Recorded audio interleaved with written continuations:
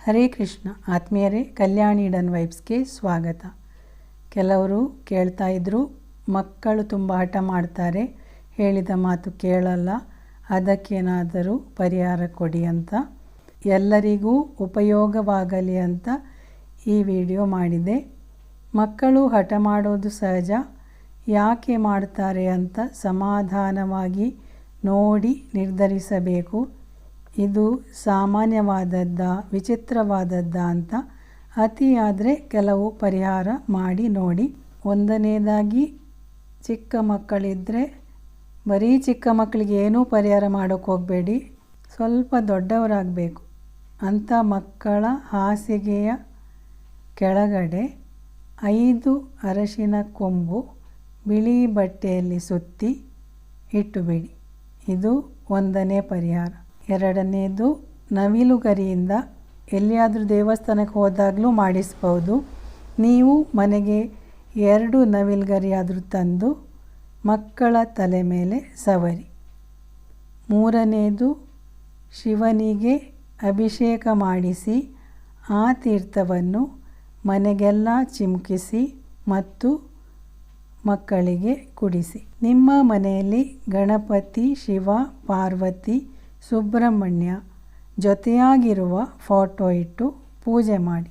ಕೃಷ್ಣನಿಗೆ ತುಳಸಿ ದಿನಾಲೂ ಸಮರ್ಪಿಸಿ ಅದನ್ನು ಮಕ್ಕಳು ಊಟ ಮಾಡುವಾಗ ಅದರ ಜೊತೆ ಸೇರಿಸಿ ಊಟ ಮಾಡಿಸಿ. ಸ್ವಲ್ಪ ಕರಿಮೆಣಸಿನ ಪೌಡರ್ ಕೂಡ ಬೆರೆಸಿ. ಇದು ಭಾನುವಾರ ಮಾತ್ರ ಮಾಡೋದು ಬೇಡ, ಉಳಿದ ದಿನಗಳಲ್ಲಿ ಮಾಡ್ತಾಯಿರಿ. ಮತ್ತು ಹಿರಿಯರಿಗೆ ಗೌರವ ಕೊಡೋದು, ಸ್ವಲ್ಪ ಸ್ವಲ್ಪ ಮಾತಾಡಿಸೋದು, ಊಟ ಮಾಡುವಾಗ ಹೇಗಿರಬೇಕು, ಪೂಜೆ ಮಾಡುವಾಗ ಹೇಗಿರಬೇಕು, ಈ ಥರ ಒಂದೊಂದಾಗಿ ಸಂಸ್ಕಾರ ಕಲಿಸಿ. ಅದಕ್ಕಾಗಿ ಮೊದಲು ದೊಡ್ಡವರೇ ಸಂಸ್ಕಾರವಂತರಾಗಿ ವರ್ತಿಸಬೇಕಾಗುವುದು. ಮತ್ತು ಇನ್ನೂ ಹೆಚ್ಚಿನ ಸಮಸ್ಯೆಗೆ ಸೌಂದರ್ಯ ಲಹರಿಯ ಒಂದು ಶ್ಲೋಕ ಹೇಳ್ತೇನೆ, ನೀವು ಹೇಳಬೇಕದನ್ನು. ಚಿಕ್ಕ ಮಕ್ಕಳಾದರೆ ಹತ್ತಿರ ಕೂರಿಸಿ, ಇಲ್ಲ ಮಕ್ಕಳಿಂದಲೂ ಹೇಳಿಸಿ. ಇದು ಸೌಂದರ್ಯ ಲಹರಿಯ 38ನೇ ಶ್ಲೋಕ. ಸಮುನ್ಮೀಲ ಸಂವಿತ್ಕಮಲ ಮಕರಂದೈಕರಸಿಕಂ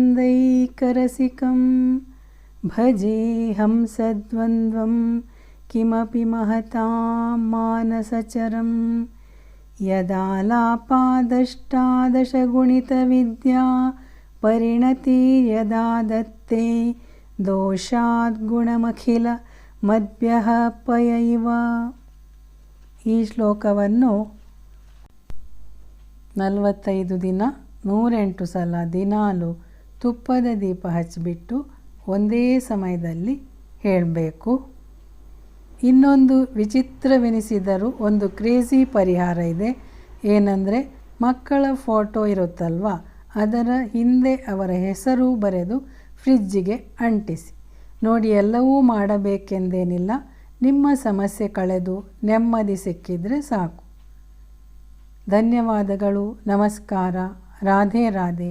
ಹರೇ ಕೃಷ್ಣ.